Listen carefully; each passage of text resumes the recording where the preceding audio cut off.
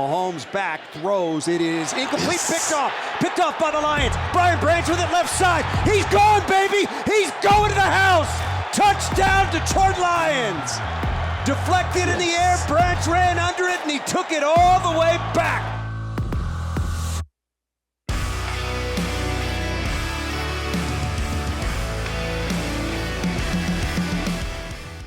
Football is not over in Detroit. Not done yet. Football is not done in Detroit. I am Tim Twentyman. This is PJ Clark. This is 20 in the Huddle podcast. Post-game after an exciting, a thrilling.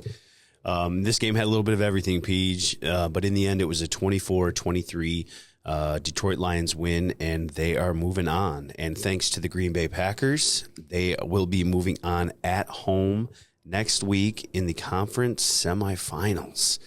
The Detroit Lions will be hosting the winner of Tampa Bay, Philadelphia. That game will be Monday night. So, obviously a lot to tune into in watching that matchup. But, boy, when I look at this game, Peach, it was really a collective effort. Three phases. Everybody pitched in. I thought the defense, did what they could. Obviously, Puka had the gaudy numbers, but you held Kupp in check, which it was two-headed monster talk all week, and you only really let one guy get the bulk of the yards, and Kupp in the red zone was totally locked up, and the offense, it was humming early, and it ended up being enough. Yeah, it was humming early. They score, on their first three possessions. They get to a 21-10 lead, and then look, the Rams made a few adjustments, and the offense stalled a little bit. But right as they stalled, the defense, started to pick up a little bit, started to force some stops in the second half. 2 punts in the second half, 2 field goals. And to me, one of the biggest stats in this game, the final score ended 24-23.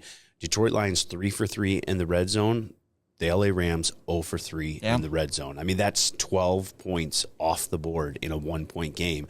Look, the defense gave up 425 total yards. You mentioned the 9 catches, 181 yards and a touchdown to Puka Nacua. Also gave up a long touchdown to Atwell. But look, when it mattered, when it was red zone time, when it's a difference between 7 points and 3 points, the Lions defense stepped up and made the plays, and kudos to them. Yeah, I thought Aaron Glenn, especially when it got down deep into the red zone, when they were facing first and goal and third and goal on that first red zone trip, you dial it up. Brian Branch from the slot, send him, get somebody in the face. You're getting matchups like Cooper Kupp on C.J. Gardner-Johnson. Who else would you rather have on him? Like, you just hit the right buttons, got the right matchups, and that's all it took really to win the game. Yeah, and it wasn't always pretty. It was probably frustrating for fans a little bit, watching some open receivers run around and Puka Nacua break tackles and some explosive plays. And look, Dan Campbell, he is crazy going over the middle. He's really good. And Dan Campbell talked about having to limit some of the explosive plays after the game, but.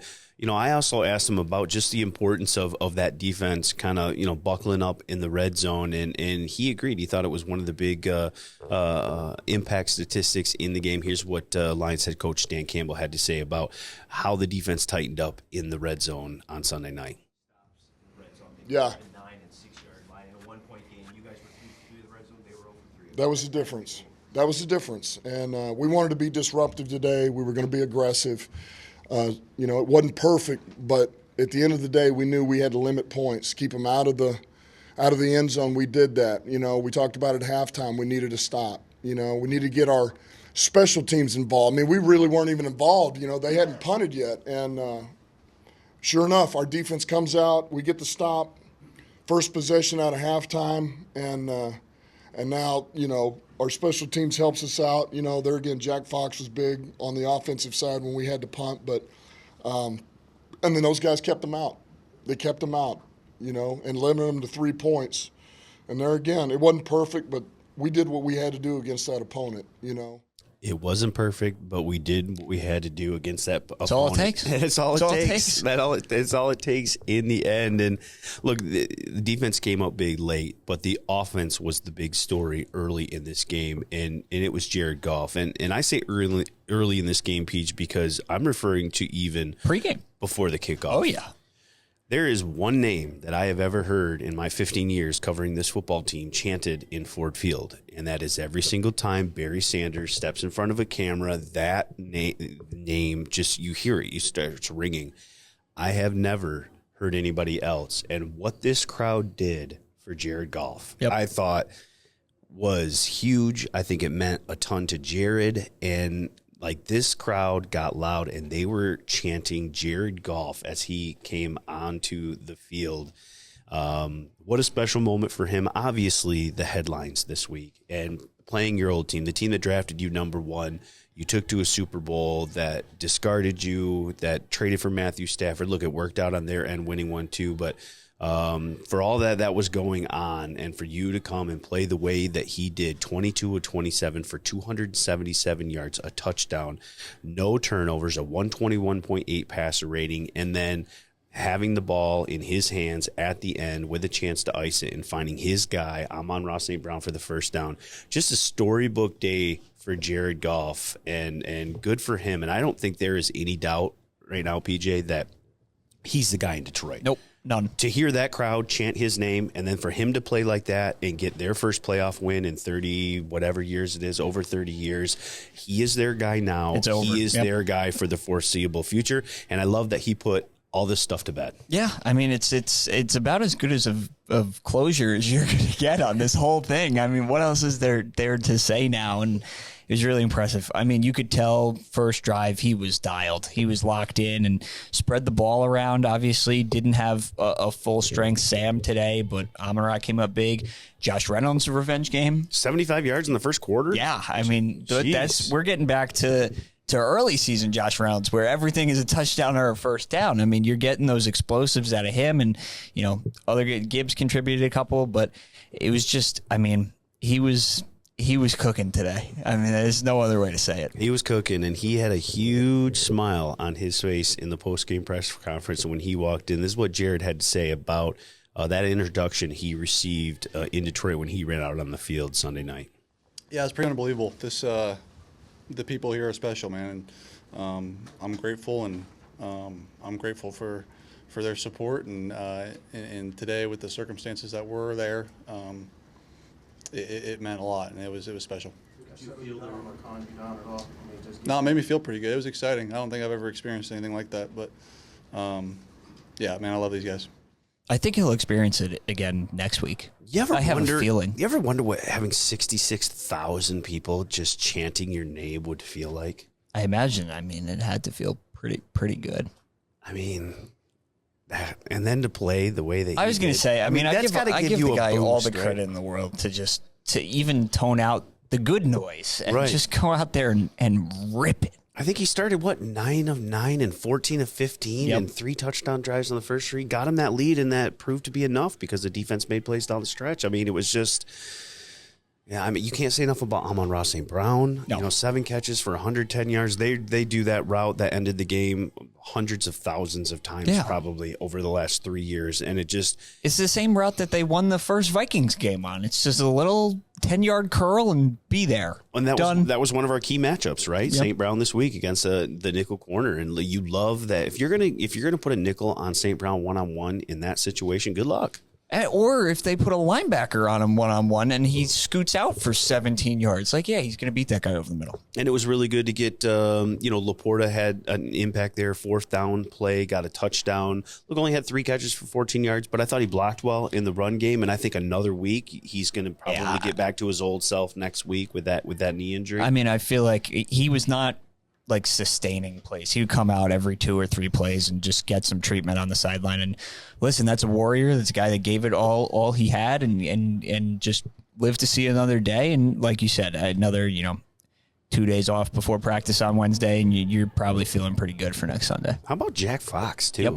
I mean, 3 punts, 148 yards, 49.3 average. I went back and looked. He dropped punts at the 10, 10, and 8-yard line. I mean, that last one was great too, because that guy almost dropped it, and that would have been massive. But to even pin them back and make them drive down the field, and they got to the 34, I think it was, before the penalty. Like, you forced them, and you took time off the clock in order to do that too, which proved pretty impactful when the Lions got the ball back there. Yeah, and I'm glad you mentioned the penalty, and it was a holding call that Aiden Hutchinson drew. And boy, Aiden, these last 3 weeks. Yep. I mean, we talked to him after the game, and he said, there's something about late season, something about playoff. Just end of the season, I rise to the occasion. Look, had 2 sacks today, 5 quarterback hits. I think in the last 3 weeks, Pete, I think he's got 7 sacks, 9 tackles for loss, and 15 quarterback hits in his last 3 games. He's ready. I mean, playing some pretty good football. And right now. I mean, you're gonna have to. I mean, we don't know who it's gonna be next week, but if it's Jalen Hurts, you're gonna need your cardio shoes on next week. Yeah, get ready for that. But peaking at the right time. I thought Aleem had a couple pressures again today. He looks like he's just getting better and better and better as the knee gets healthier. And I don't know. You never know, James Houston. That's still waiting around the corner here. Yeah, and what about also just this crowd and this atmosphere here? I my wife and my son went to the game, and I went down to say hello, and it was maybe like 45 minutes before the game, and it seemed like everybody was every seat was filled. Everybody was in their seat, yep. And they were going through the pregame stuff, and it was such an electric atmosphere. It was so loud in here. I mean, and they played a factor too. I mean, 2 timeouts in the second half that LA had to burn because and you only had one timeout on that last drive. That affected the end there, only having one timeout. So that played a factor, and I would expect the exact same thing next week. It's only going to get worse, right?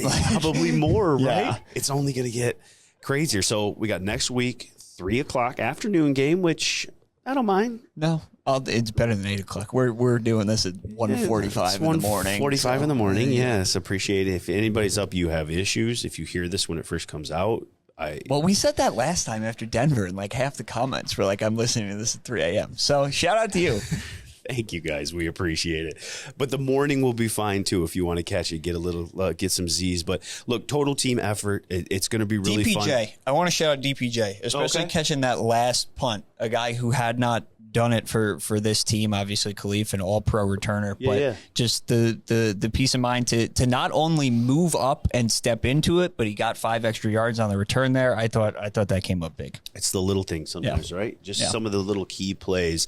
Look, all 3 phases had a hand in it. You got to love that. And now Detroit moves on. Obviously, Philadelphia, I think, is the better of those 2 teams. Yeah, I mean, who knows? No A.J. Brown. It's going to get interesting. They have not been playing good football of late. The Lions obviously went to Tampa Bay, beat them earlier in the season. So, Baker Mayfield and company will be looking for a little bit of revenge, but you got to love the fact that this game is in Detroit. Green Bay did you a huge favor. You get a divisional game to go to the NFC Championship game at home. Next week, Sunday, it was pretty funny. They were showing the Cowboys game like on the Jumbotron, and everybody cheering for the Packers. I think it's the first time that Ford Field has ever just exploded. Like Jordan Love is throwing touchdowns left and right. Everybody's losing their minds. It'll be the last time you're going to see that. It'll be interesting to listen to what comes out of Jerry's world this week, huh? Oh yeah, it's some heads could roll. I thought we were going back there. Everybody thought we were going back there. So, okay. And I think the Lions would have felt good about going back absolutely. there, too. The way that happened 2 weeks ago and the way they felt like they should have won and gone in there and played the way they did. They obviously love being at home, but I don't think they would have minded one bit going to Dallas next week. They would have had a ton of confidence, but no. It is here. It's better. Ford Field. It's better that way. Next Sunday, 3:00. We'll obviously get you all ready for it this week with key matchups. We'll invite a player in. We'll break it down from the opponent's perspective. So expect that on Twentyman in the Huddle Thursday night. And then we'll be back here next Sunday talking about hopefully another win, talking about hopefully, possibly, potentially an NFC Championship game. We're still talking. We're taking it, and we will go from there. And we're just going to keep rolling on this week, so make sure you join us Thursday night for PJ Clark. I am Tim Twentyman. This is Twentyman in the Huddle. Onward we go. Still football season in Detroit.